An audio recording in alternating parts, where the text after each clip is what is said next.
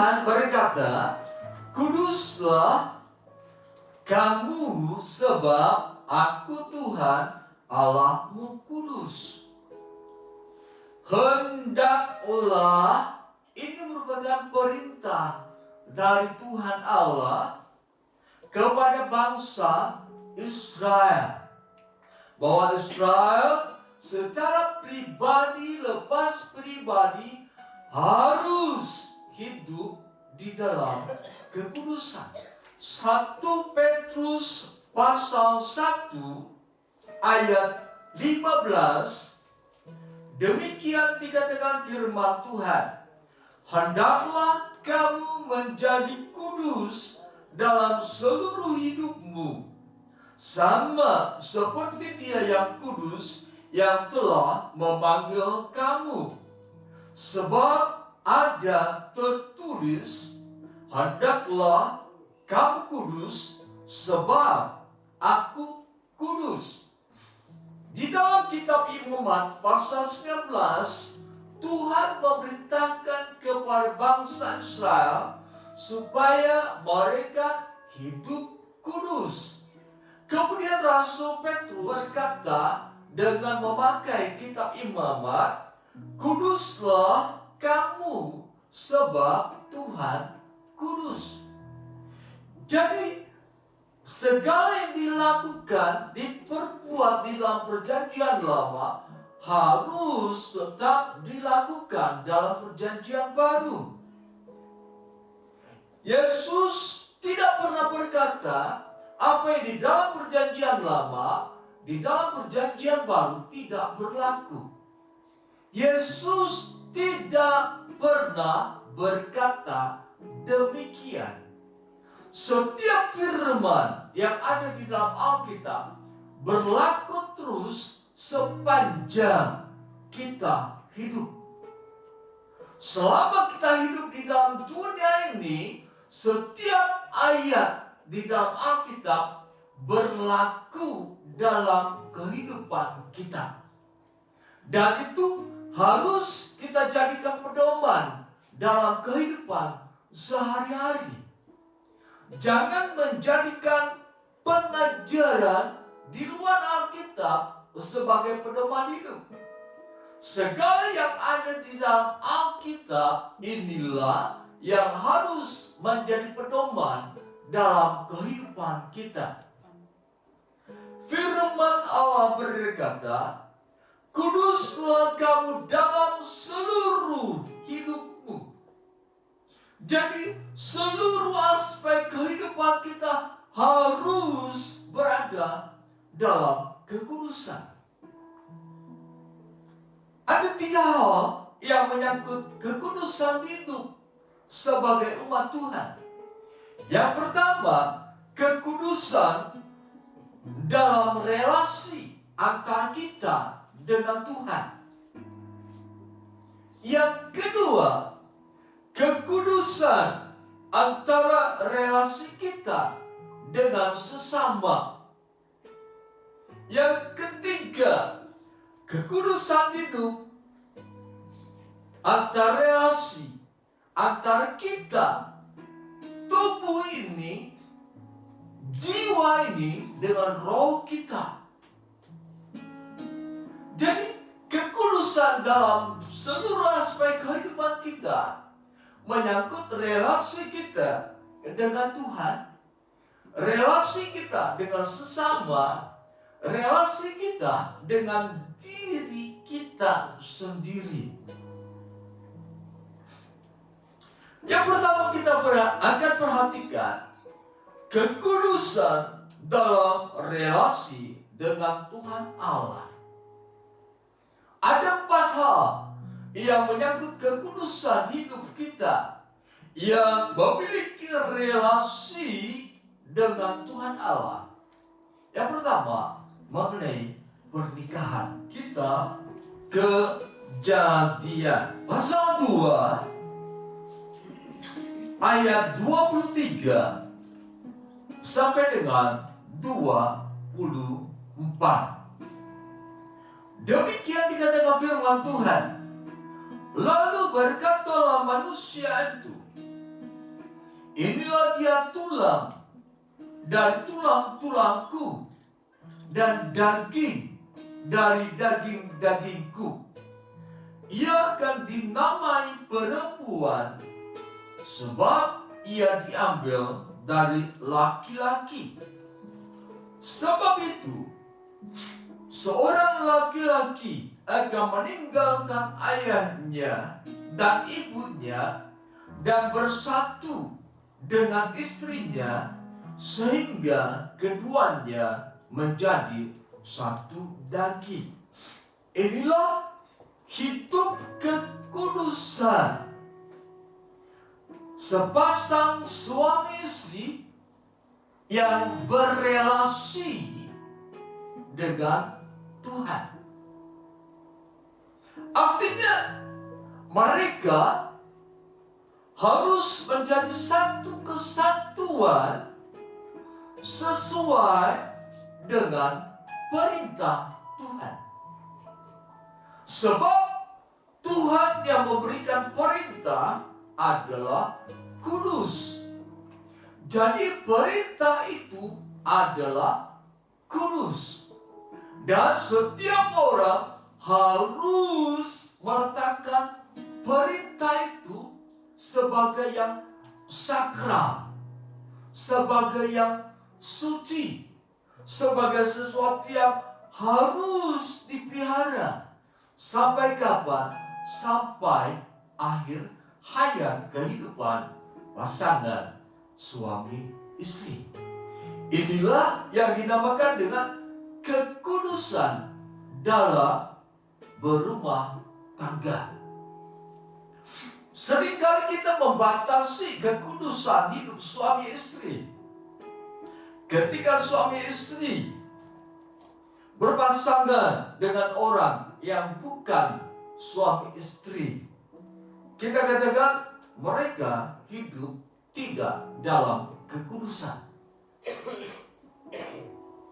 Tetapi firman Allah dengan jelas, ketika seseorang membentuk satu rumah tangga dan mereka terus melakukan perintah Tuhan sampai hayat akhir hidupnya, itu berada dalam kekudusan bersama dengan Tuhan. Jadi letak kekudusan pernikahan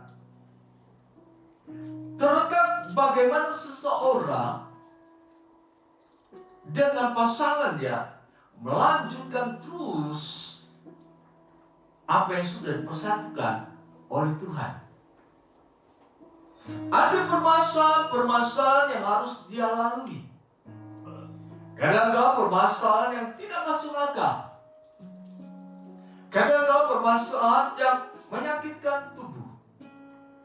Permasalahan yang menyakitkan hati. Permasalahan yang merendahkan martabat. Permasalahan yang menginjak-injak hak sebagai seorang suami atau istri. Permasalahan-permasalahan yang menjadikan dirinya terasing, terbuang, tidak dihormati, tidak dihargai. Tetapi dengan kudusnya istilah pernikahan ini, maka keduanya harus melalui semuanya itu. Bisakah? Bisa. Kenapa? Ada Roh Kudus dalam kehidupan pasangan suami istri. Roh Kudus diberikan kepada orang percaya supaya orang percaya memiliki kekuatan. Untuk apa? Menanggung segala permasalahan hidup dalam yang dinamakan kekudusan yang berrelasi dengan Tuhan, yaitu pernikahan. Itu yang pertama. Yang kedua, mengenai hari Sabat. Kita perhatikan Imamat pasal 19 ayat 3b. Memelihara hari-hari Sabatku Kemudian kita perhatikan ayat 30. Kamu harus memelihara hari-hari Sabatku dan menghormati tempat kudusku. Akulah Tuhan. Kekudusan dalam relasi dengan Tuhan Allah dipelihara oleh seseorang. Pada saat apa? Dia memelihara hari Sabat. 6 harinya yang Tuhan berikan kepada umat adalah hari di mana umat Tuhan harus bekerja, dan bekerja. Pada hari yang ke-7 atau disebut hari Sabat, maka dikatakan umatnya beristirahat. Dari capainya 6 hari bekerja, 1 hari mereka harus beristirahat. Ketika umat melakukan perintah Tuhan, berarti dia hidup di dalam kekudusan bersama dengan Tuhan. Sebab Tuhan yang memberikan perintah, hormatilah hari Sabat, peliharalah hari Sabat. Itu sifatnya kudus, sifatnya sakral. Jadi pada saat seseorang memelihara hari Sabat, dia berada dalam kehidupan yang kudus di mata Tuhan. Mengapa Tuhan berkata, peliharalah hari Sabat? Jangan melakukan kegiatan apapun pada hari Sabat. Sebab Tuhan tahu kemampuan tubuh manusia itu ada batasnya. Pernah seseorang yang binaragawan yang sangat luar biasa, dia memenangkan berbagai pertandingan kebugaran tubuh atau yang lain-lain. Dia terus memacu tubuh jasmaninya supaya mengembang, supaya bertambah kuat, supaya bertambah hebat. Tidak cukup dengan latihan. Dia terus memasukkan gizi makanan secara terus-menerus. Bahkan tidak tertutup kemungkinan dia menggunakan obat-obatan untuk mengembangkan tubuh jasmaninya. Dia terus memacu dan memacu. Tetapi ternyata ada masa di mana tubuh tidak bisa menerima masukan yang bisa mengembangkan tubuhnya. Akhirnya binaragawan yang sudah memiliki berbagai piala, yang sudah banyak memenangkan pertandingan, untuk jalan kaki pun dia susah. Naik 2 anak tangga pun dia tidak bisa melangkahkan kaki. Dia harus pegang anak tangga, dia harus menggeser kakinya. Jadi kalau Tuhan memerintahkan, peliharalah hari Sabat, artinya pelihara juga dirimu. Bahwa dirimu, tubuhmu itu ada kekuatannya. Pada saat tubuhmu lemah, pada saat tubuhmu kuat, engkau berhubungan dengan Tuhan pada hari ke-7, maka kekuatan ekstra daripada Tuhan akan memenuhi tubuh jasmanimu. Engkau bekerja selama 6 hari, engkau mencari uang. Hari ke-7 engkau tetap juga menggunakan untuk mencari uang. Perhatikan saudara, Allah memberkati kita selama 6 hari bekerja. Hari yang ke-7 adalah hari kita harus berhubungan dengan Tuhan. Berkat hari ke-7 lebih besar dari hari 1, 2, 3, 4, 5, dan 6. Sebab di sini berkat untuk masa depan yang panjang. 6 hari berupa uang, berkat untuk penghidupan sehari-hari. Belum tentu bisa menjamin untuk 1 bulan kita hidup. Belum tentu menjamin kita hidup untuk 1 tahun. Tetapi berkat yang hari Sabat ini, berkat yang hari ke-7 ini adalah berkat yang memang tidak kelihatan, tapi bisa menjadi nyata ketika waktu Tuhan untuk menyatakan berkat itu datang kepada kita. Tuhan berfirman, peliharalah hari Sabat. Kalau di dalam zaman sekarang, Sabat identik dengan bagaimana orang percaya menggunakan waktu untuk beribadah kepada Tuhan. Mari kita perhatikan Ibrani pasal 10 ayat 25. Demikian dikatakan firman Tuhan. Janganlah kita menjauhkan diri dari pertemuan-pertemuan ibadah kita, seperti yang dibiasakan oleh beberapa orang. Tetapi marilah kita saling menasihati, terlebih lagi sementara kamu melihat hari Tuhan mendekat. Ini adalah perintah yang juga penulis kitab Ibrani katakan bahwa berupayalah untuk senantiasa setiap saat hadir dalam pertemuan-pertemuan ibadah. Mengapa? Sebab pada saat pertemuan ibadah, kita memang tidak melihat adanya roh Allah yang bekerja di alam roh. Pada saat kita beribadah di alam roh sana, begitu banyak roh yang bekerja, bersukacita atas keberadaan kita di tempat ibadah. Nah, di dalam sana, di dalam atmosfer roh tersebut, ada sesuatu yang sedang mereka kerjakan dalam kehidupan kita. Yang lemah dikuatkan, yang berputus asa diberi pengharapan, yang bersedih hati dihiburkan.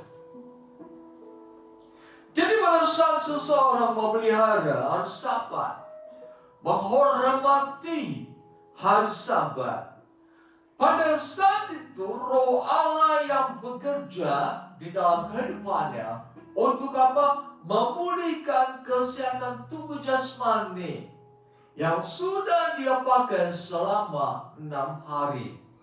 Sehingga pada hari yang ke-7 dia mempunyai kekuatan baru untuk melakukan tugas hari ke-1, 2, 3 dan berikutnya. Jadi inilah yang dinamakan dengan kekudusan umat yang memiliki rahasia Tuhan. Bagaimana umat harus memelihara hari Sabat. Perhatikan Ibrani 10 ayat 22. Ibrani pasal 10 ayat 22. Karena itu, marilah kita datang beribadah dengan hati yang tulus ikhlas dan keyakinan iman yang teguh. Karena hati kita telah dibersihkan dari hati nurani yang jahat, dan tubuh kita telah dibasuh dengan air yang murni. Jadi firman Tuhan katakan, kita ini orang yang sudah dipersiapkan oleh Allah. Untuk apa? Untuk beribadah.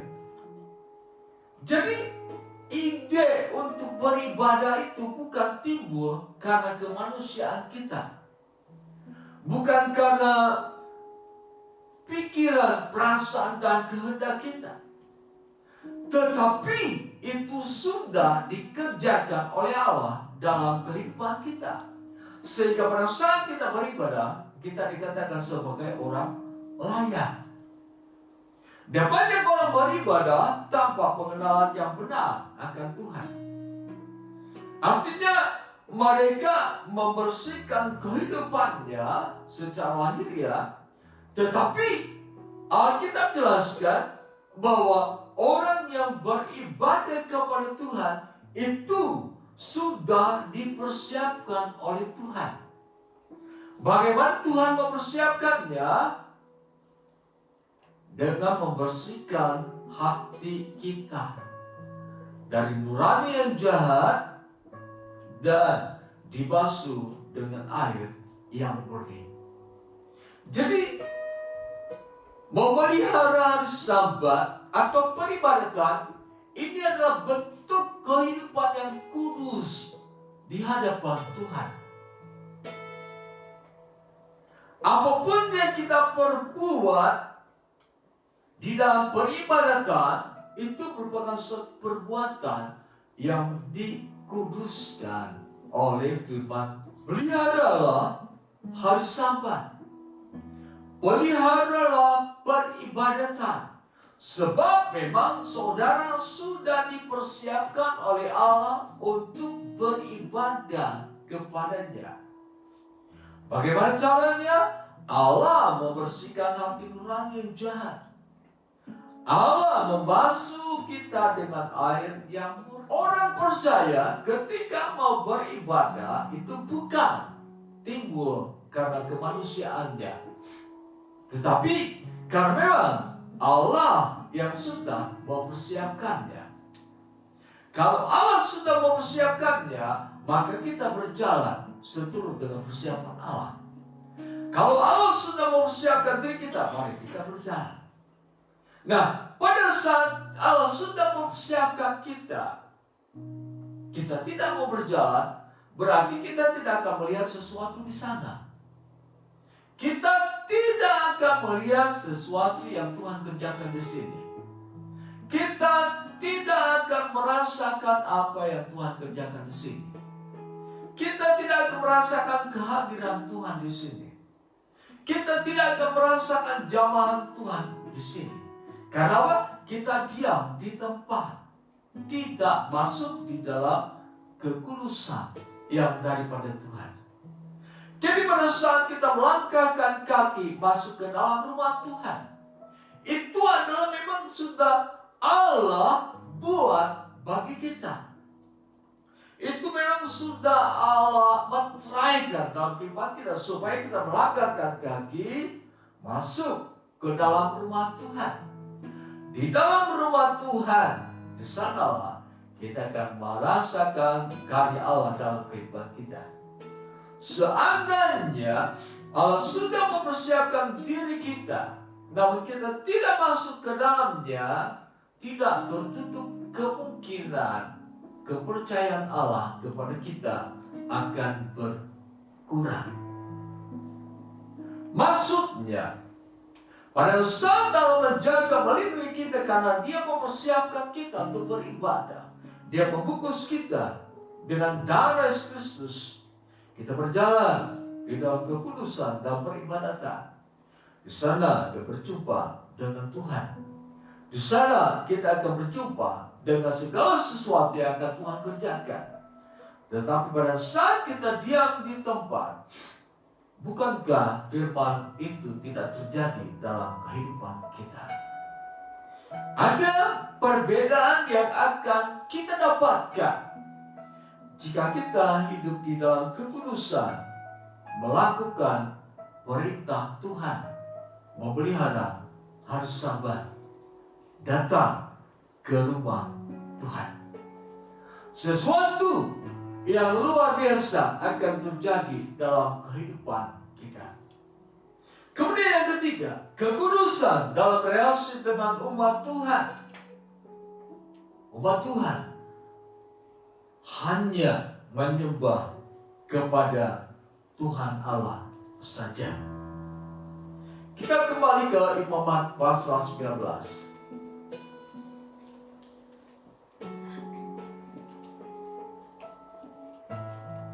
Imamat pasal 19 ayat yang keempat.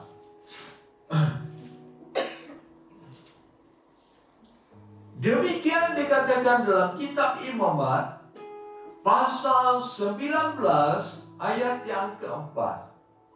Janganlah kamu berpaling kepada berhala-berhala, dan janganlah kamu membuat bagimu ilah-ilah tuangan.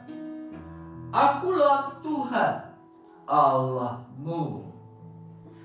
Firman Allah katakan bahwa umat harus berfokus kepada Tuhan, harus menyembah kepada Tuhan. Tetapi ayat yang keempat dimulai, janganlah kamu berpaling. Artinya pada saat umat konsentrasi penuh kepada Tuhan, pada saat umat hatinya terarah kepada Tuhan, ada dunia dengan segala berhalanya menggoda umat Tuhan. Supaya apa?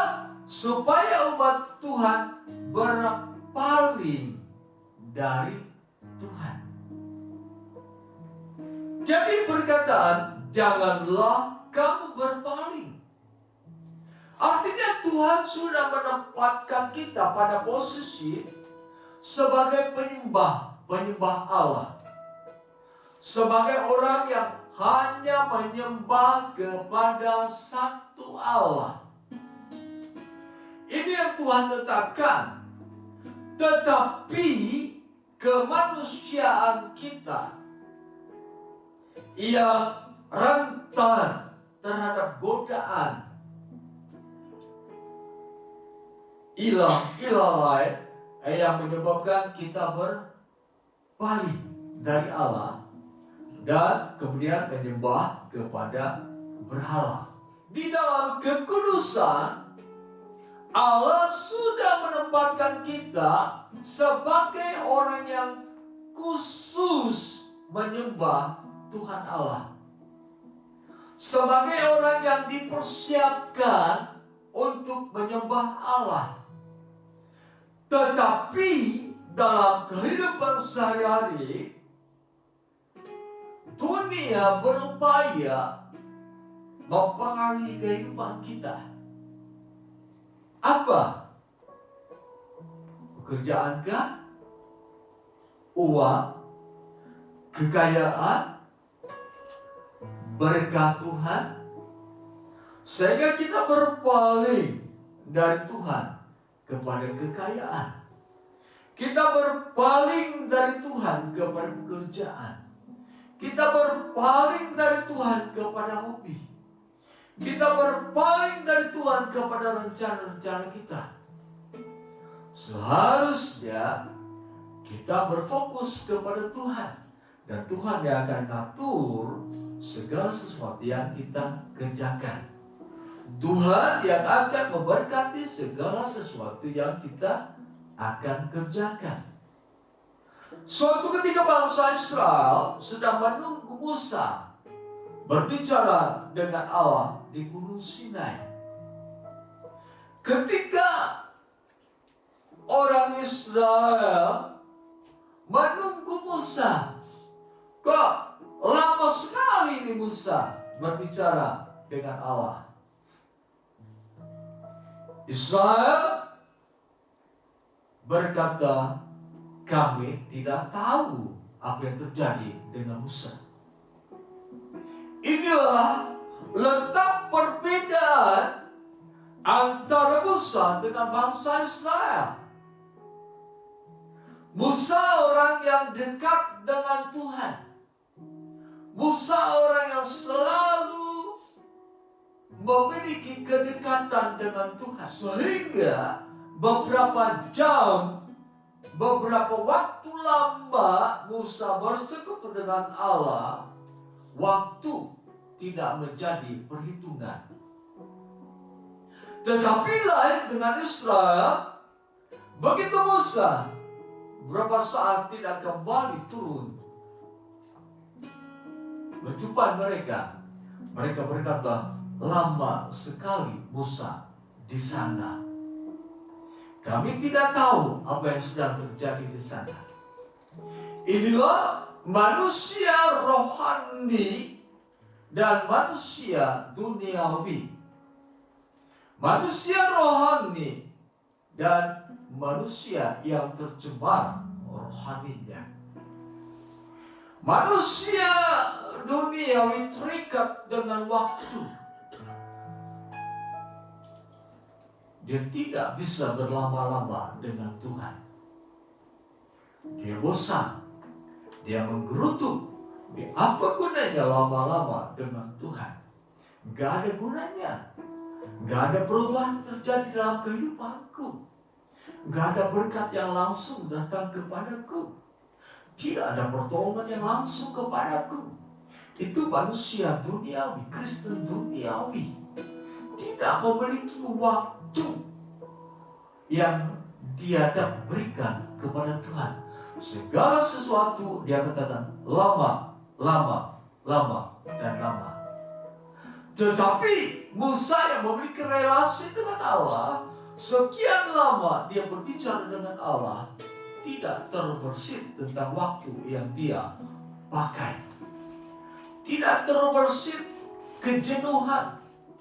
Tidak terbersit segala sesuatu yang menyebabkan dia tidak tahan lama-lama untuk bersama dengan Tuhan.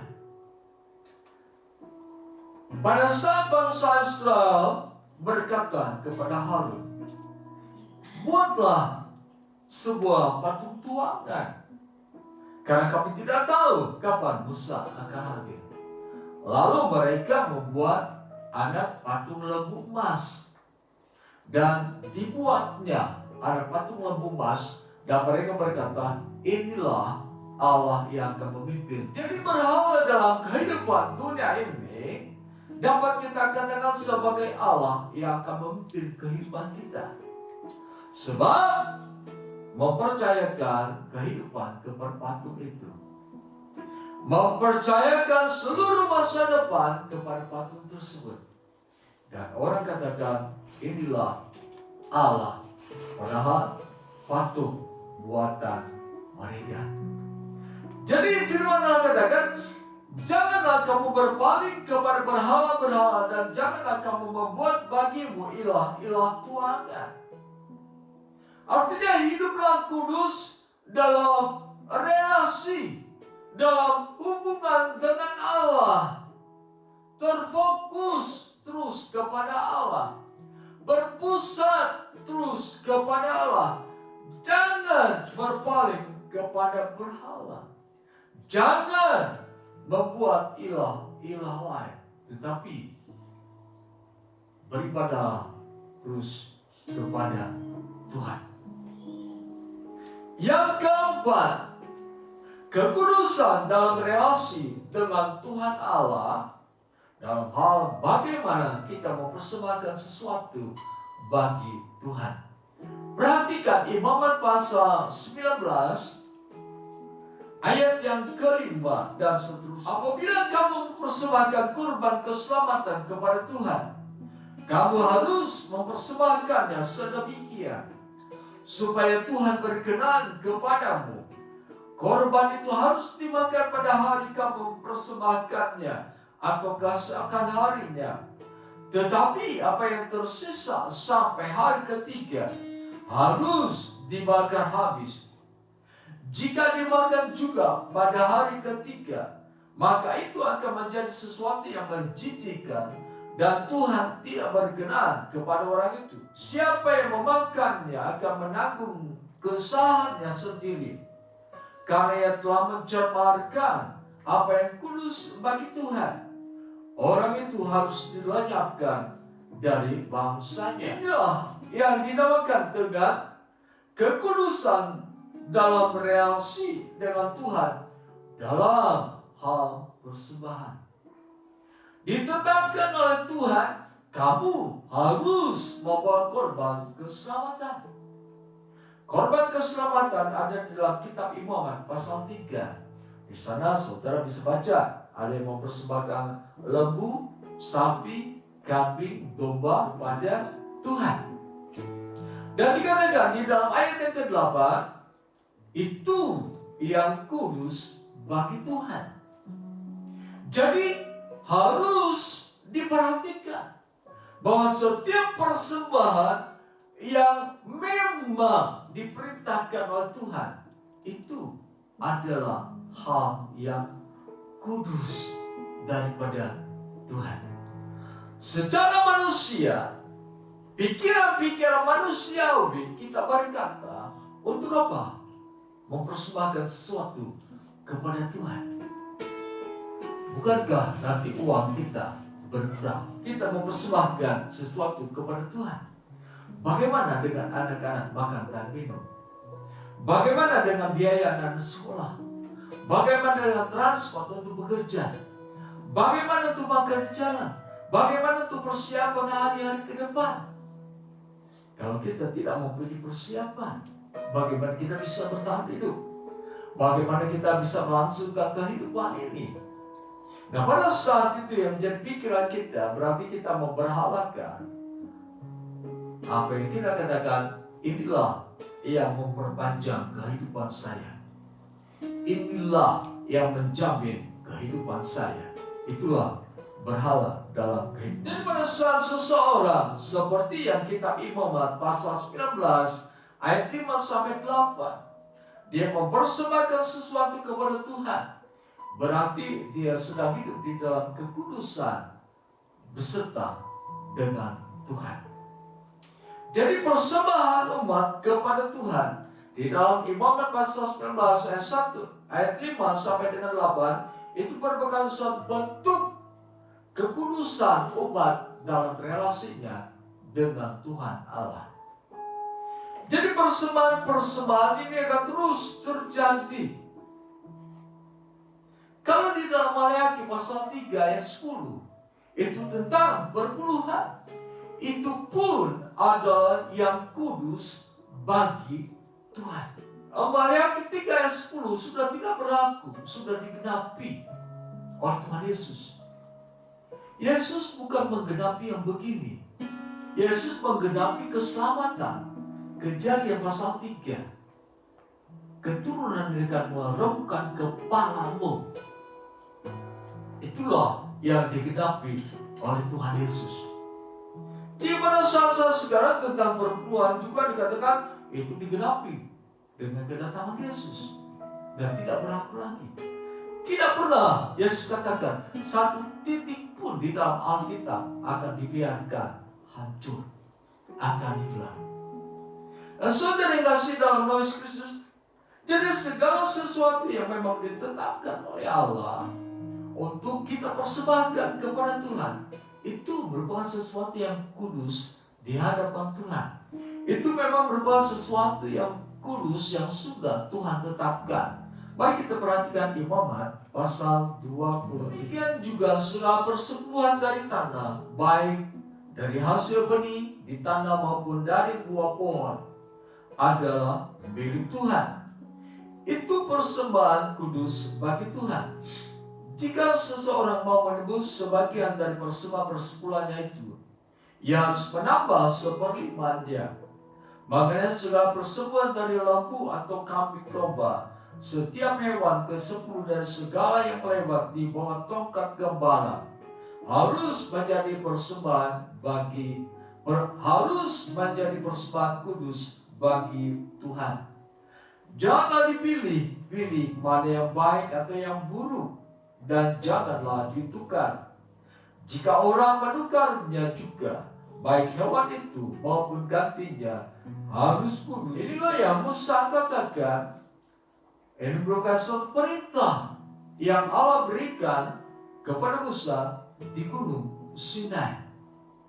Jadi perintah yang Tuhan berikan bagaimana seseorang mempersembahkan sesuatu yang diperintahkan oleh Tuhan.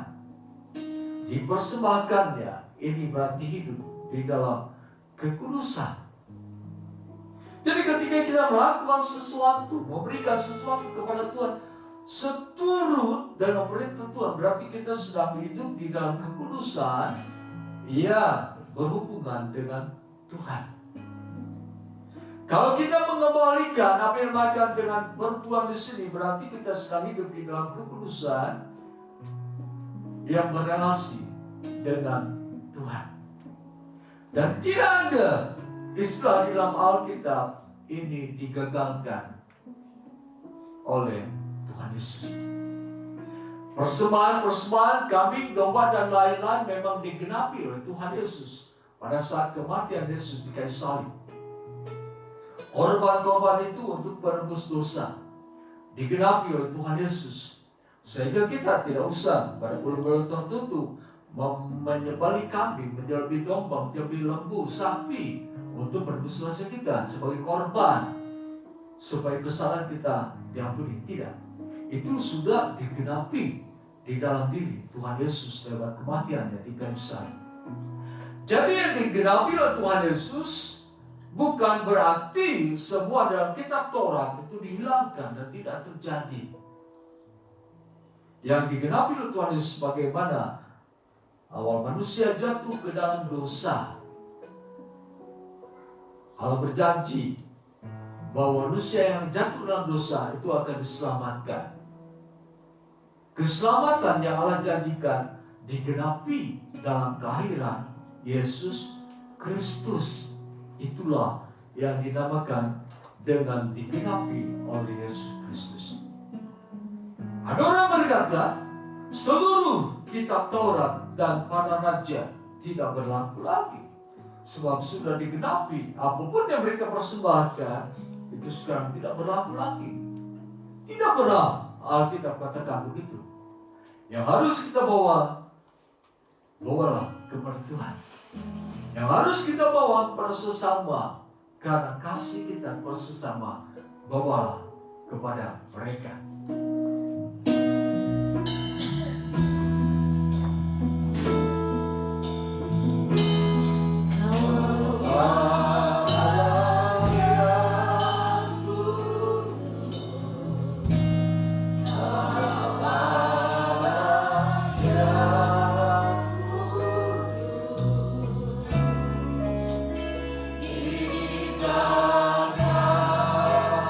Suci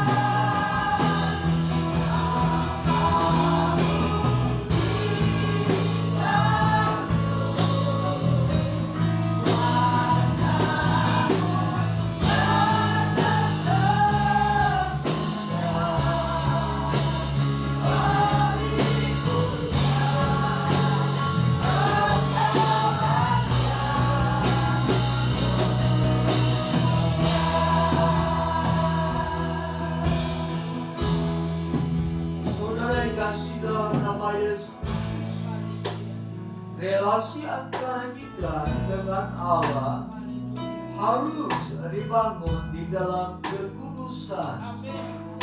Sebab lewat kekudusan hidup kita, iblis tidak akan mempunyai ruang untuk mendakwa kehidupan kita, untuk menuduh kehidupan kita, untuk memfitnah kehidupan kita. Sebab kita berada dalam kekudusan bersama dengan Allah. Pada saat kita hidup dalam kekudusan, dalam relasi dengan Allah, jelas semakin hari kehidupan kita semakin menyenangkan hati Tuhan.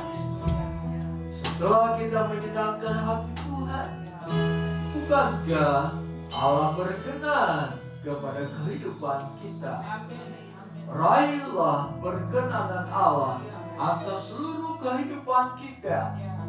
Raihlah perkenanan Allah bagi seorang istri, bagi seorang suami, bagi orang tua, bagi anak-anak. Raihlah kekudusan itu supaya kau selalu diperkenan oleh Allah dan selalu dekat dengan Allah. Segala sesuatu yang bersama dengan Allah dapat kita lakukan dengan sebaik mungkin. Dan kita percaya bahwa apapun yang Allah kerjakan dalam kehidupan kita, apapun yang kita kerjakan di dalam Tuhan, pasti tidak sia-sia, melainkan kita akan mendapatkan hasilnya. Terpujilah nama Tuhan. Saudari kasih dalam nama Tuhan Yesus Kristus, biarlah Roh Allah akan terus membawa engkau dalam kehidupan kekudusan. Terimalah di dalam nama Tuhan Yesus, sehingga engkau memiliki hubungan relasi yang murni dengan Allah dalam seluruh aspek kehidupanmu. Di dalam nama Tuhan Yesus, engkau akan dikuatkan oleh Roh Kudus untuk melakukan, mempraktekkan kekudusan dalam relasinya antara engkau dengan Tuhan. Terima kasih Tuhan, kami berdoa bagi jemaatmu di tempat ini. Kami mengerti dan kami sadari bahwa hanya bergantung kepada Tuhan, hanya berharap kepada Tuhan, hanya berserah kepada Tuhan, segala pertolongan Tuhan datang dalam kehidupan kami. Segala campur tangan Tuhan dalam kehidupan kami. Oleh sebab itu kami izinkan kehidupan kami Tuhan untuk selalu melakukan apa yang Tuhan inginkan. Dan kami izinkan diri ini untuk terus dibawa kepada kehendak-kehendak-Mu. Kami tunduk dan taat kepada kehendak Tuhan. Terima kasih Tuhan, kami serahkan kehidupan saudara-saudara kami dimanapun mereka berada. Tuhan beserta dengan mereka. Biarlah kami terus menjadi satu di dalam Engkau, seperti Engkau Yesus dan Bapa dalam satu. Ikat kami dengan tali kasih, tali iman, tali pengharapan. Di dalam nama Tuhan Yesus, biarlah kemanapun kami melangkah, kami satu di dalam Tuhan. Dan itu merupakan kekuatan yang besar yang akan menolong rumah tangga kami masing-masing dan rumah tangga orang-orang sekitar kami. Terima kasih Tuhan, kami berdoa bagi jemaat yang dalam sakit. Di dalam nama Yesus, berikanlah kepada mereka kesembuhan ya Tuhan. Terjadilah kesembuhan dalam hidup mereka. Bagi jemaat Tuhan yang sedang mencari pekerjaan, kami mohon belas kasihan-Mu Tuhan, berikanlah kepada mereka pekerjaan, sehingga mereka dapat bekerja seturut dengan kehendak Tuhan. Kami percaya segala kebutuhan sandang pangan Tuhan akan cukupkan. Kami percaya mata pencarian pekerjaan kami diberikan Tuhan, dan kami terima semua itu dengan limpah ya. Tuhan, berkati jemaat-Mu, berkati mereka yang sudah ambil bagian dalam pelayanan ini. Terpuji nama Tuhan. Saudari kasih dalam nama Tuhan Yesus Kristus, terimalah damai sejahtera, anugerah berkat Allah, cinta kasih Yesus Kristus, kekuatan, penghiburan, pertolongan dari Allah Roh Kudus kita terima mulai saat ini sampai kedatangan Yesus Kristus yang kedua kali ke dalam dunia ini. Dalam nama Tuhan Yesus kami berdoa. Haleluya. Amin.